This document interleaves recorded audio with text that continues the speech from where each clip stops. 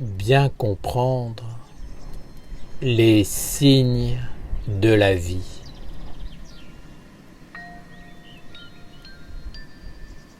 Bien souvent, les hommes trouvent des raisons spirituelles aux événements de la vie.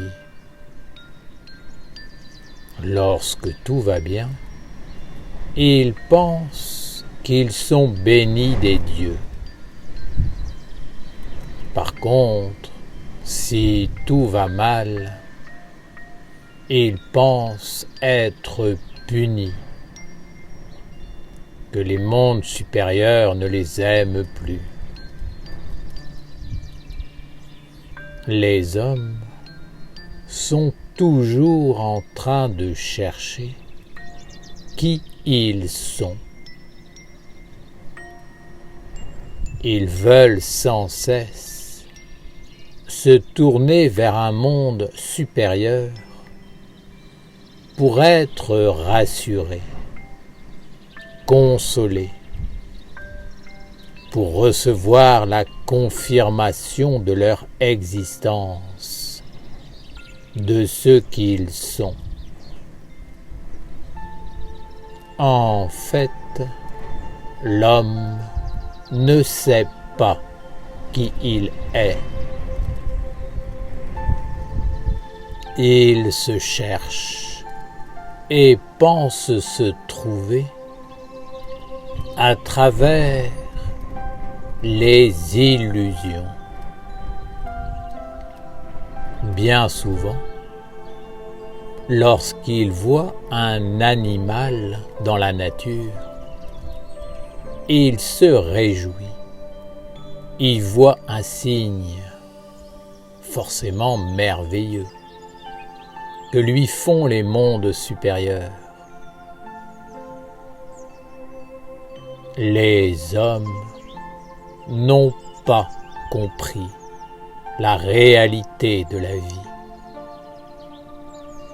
C'est pourquoi ils doivent étudier la sagesse pour s'éveiller et se construire un corps stable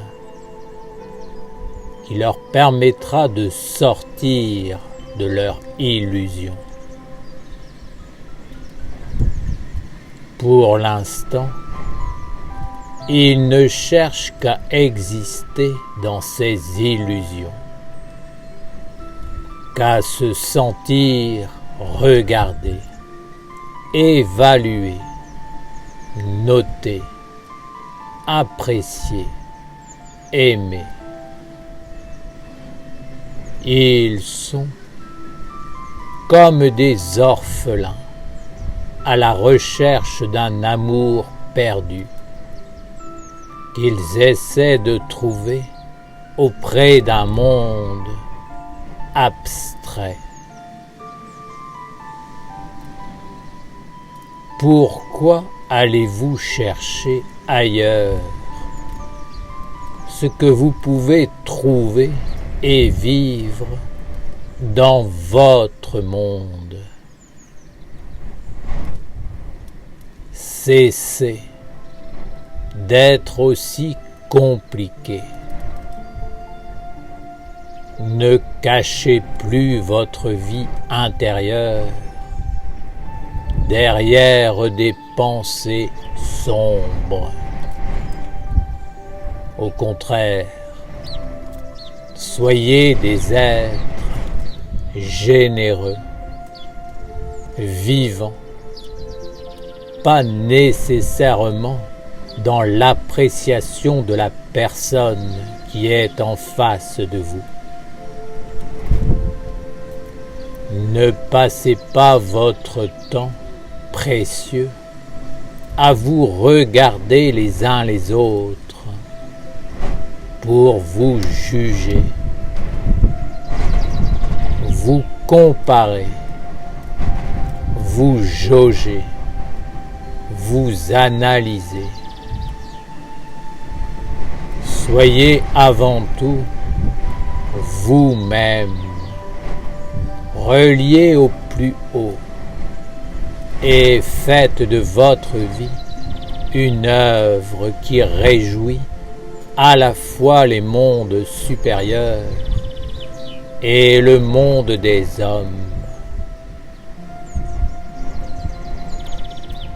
Le problème de l'homme est qu'il pense qu'on ne le voit pas, qu'il peut se cacher derrière son visage, ses apparences. Ne vous fiez pas à un faux semblant, mais soyez réellement qui vous êtes. Ainsi, vous serez juste avec vous-même et dans le respect vis-à-vis des autres. Étudiez la sagesse et pratiquez la discipline sacrée afin de parvenir à contrôler vos pensées, à maîtriser votre vie intérieure.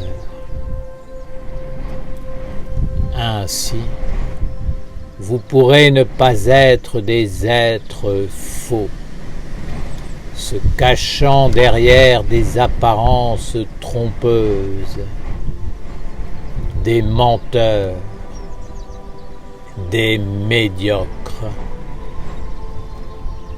Cessez de regarder l'autre avec l'intention de l'évaluer, de le noter, de le classer. Commencez par vous.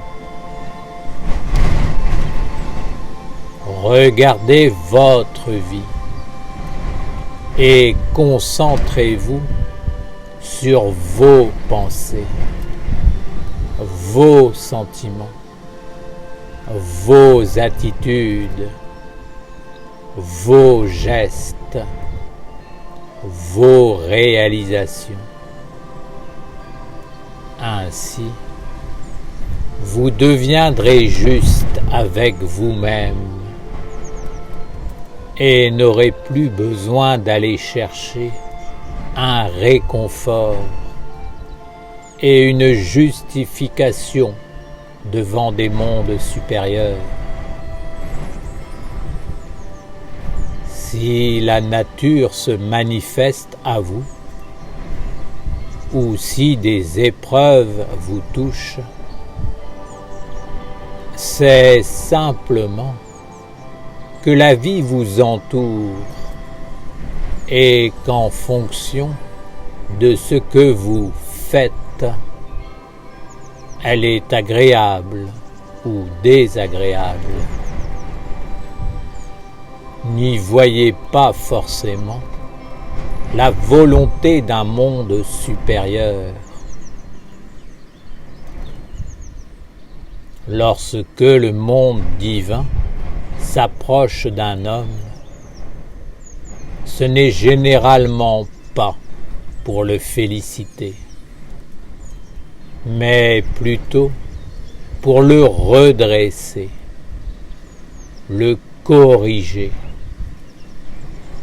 car l'homme n'est pas stable, mais inconstant et infidèle.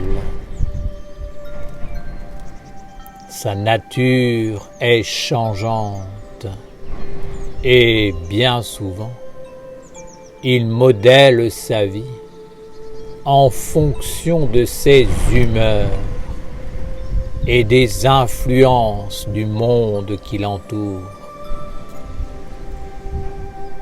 Cette façon d'être est inconcevable pour le monde divin, où tout est vérité, stabilité, fidélité, éternité.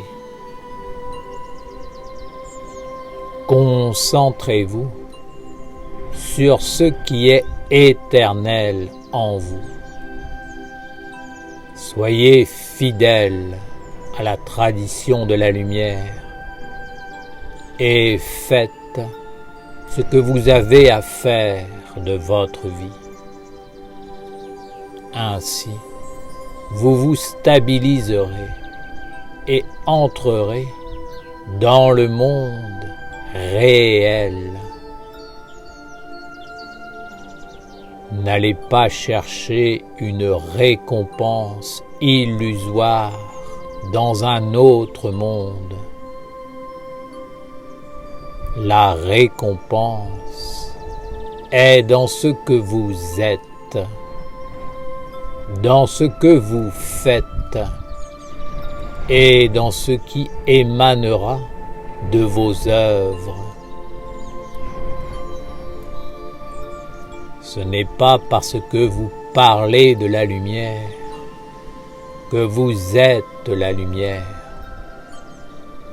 Vous êtes ce que vous faites de votre vie.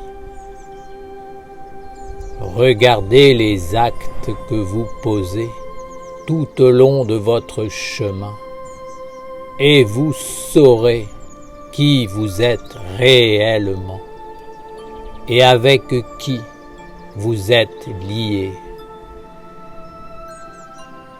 Si vous avez fait de la peine, si vous avez blessé vos semblables, des êtres, des mondes, si vous avez condamné, méprisé, vous êtes cela. Bien souvent, les hommes s'approchent du monde divin pour être confirmés dans leur petite existence. Ils cherchent une illusion de plus. Sache que tu n'as pas besoin d'être confirmé. Tes actes, tes œuvres, ce que tu fais de ta vie, disent qui tu es et confirment sur quel chemin tu marches. Vous voyez un animal dans la nature et donnez un sens imaginaire à cette rencontre, vous réjouissant du signe qu'un monde supérieur vous envoie. Mais pourquoi un animal s'approcherait-il volontairement de vous? Serait pour vous un messager, alors que vous faites du mal à sa famille, à ses semblables. Concentrez-vous plutôt sur vous-même et faites de votre vie une œuvre intéressante, positive, bienfaisante pour tous. Vous satisferez tous les règnes, tous les mondes, et il n'y aura besoin de rien de plus. Vous serez réellement vous-même, et ce sera suffisant. Ne cherchez pas une abstraction, mais une réalité. Rappelez-vous, vous êtes ce que vous faites de votre vie. Rien d'autre n'est vrai. Lorsque le monde divin s'approche des hommes, c'est bien souvent pour les désillusionner et leur montrer le chemin de l'évolution consciente. Et la plupart du temps, c'est une épreuve une remise en question, une perte d'identité. C'est en tout cas tout l'inverse de ce que cherche la majorité des hommes, eux qui veulent être confirmés dans leur illusion, dans leur fausse identité, réconfortés par de petits messages, des visions, des signes qui leur laissent croire qu'ils sont importants, qu'ils existent et sont appréciés par un monde supérieur, où en réalité personne ne les connaît. Soyez vivants dans votre monde et vous vivrez dans tous les mondes. Soyez concrets comme l'est votre corps. Il y a dans le corps une subtilité qui bien souvent échappe à l'homme. Lorsque l'homme entre dans l'harmonie de son corps, et donc de cette subtilité, il s'harmonise naturellement avec un monde plus grand. Si vous vous maintenez dans cette subtilité concrète, vous ne serez plus visité par de mauvaises pensées, car vous serez ainsi relié à la sagesse omniprésente. La bêtise a conquis de nombreux territoires, mais elle n'est pas condamnable. Elle n'est pas fondamentalement méchante. Elle est simplement bête. La sagesse se trouve par contre en toute chose et en tout être. Apprenez à vivre avec la sagesse et vous vous construirez un corps solide et réel. La bêtise conduit l'homme dans une illusion, bien souvent accompagnée par la peur. La sagesse conduit l'homme dans la réalité et le libère de la peur. Père Raphaël, tu nous enseignes comment discerner le chemin de la sagesse de celui de la bêtise. Comment devons-nous faire pour étudier la sagesse et nous faire un corps vivant de sa présence? L'homme doit comprendre qu'il porte en lui deux mondes. Un qui est son origine divine et un autre qui le conduit vers le néant. C'est ce dernier qui aujourd'hui le forme, l'instruit, l'éduque, le conditionne. Bien sûr, le monde divin est omniprésent, mais l'homme en a été séparé. Il ne le voit plus, ne le prend plus en compte. L'homme est aujourd'hui formé par une vision matérielle et humaine Alors, il cherche toujours une confirmation de ce qu'il croit être, de ce qu'il fait, suivant les lois de la matière. D'instinct, il cherche à l'extérieur de lui une approbation, un écho à ce qu'il fait. Il ne sait comment faire autrement. Et c'est pourquoi les spiritualistes, comme les matérialistes, utilisent des éléments extérieurs pour y voir la confirmation, positive ou négative, d'un monde supérieur.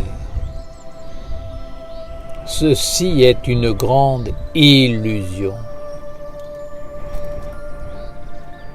Sache que les éléments que tu peux observer, comme la rencontre d'un animal dans la nature, ne sont pas nécessairement déterminés par ta philosophie et tes concepts de vie.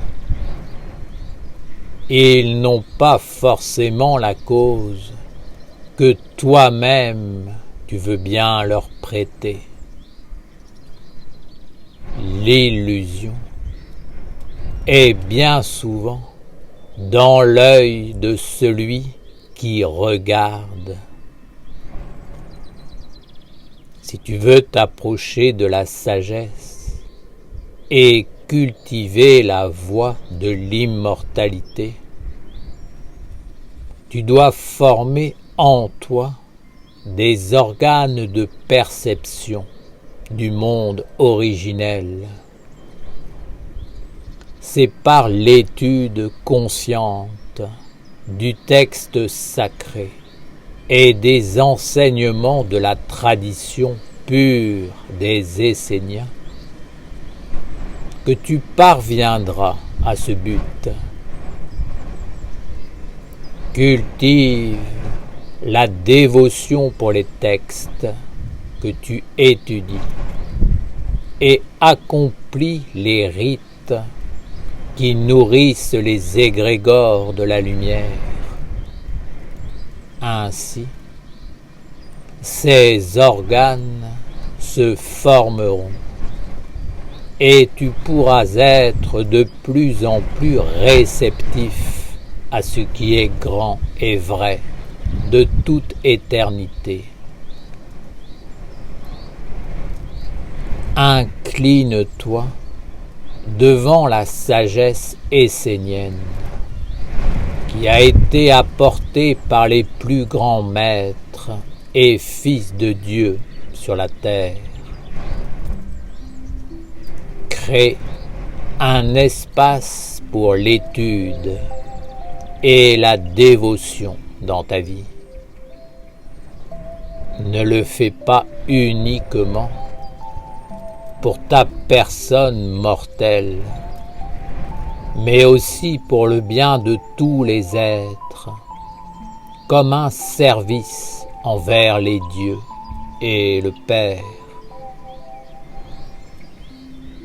Alors, la subtilité s'éveillera dans ta vie. Non pas la subtilité non maîtrisée, mais celle qui vit et s'épanouit dans les échanges vivants et conscients.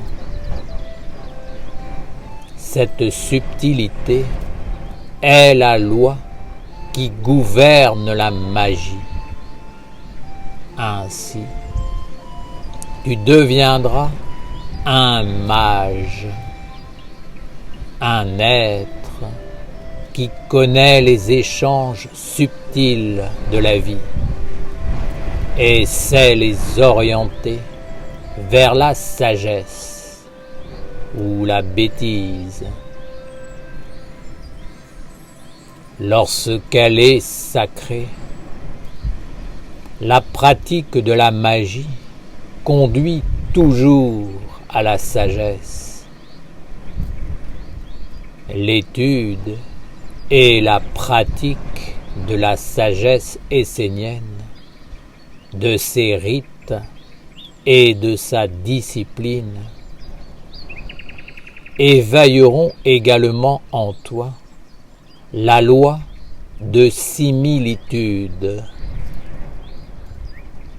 Cette loi veut que si tu ne portes pas une chose en toi, tu ne peux ni la voir à l'extérieur de toi, ni la lire, ni la comprendre, ni la maîtriser.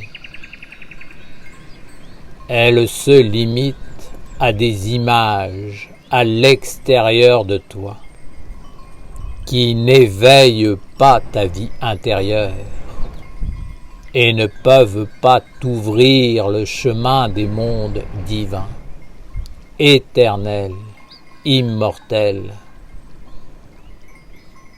Cette loi est une véritable clé de l'étude qui permet d'atteindre les dieux originels.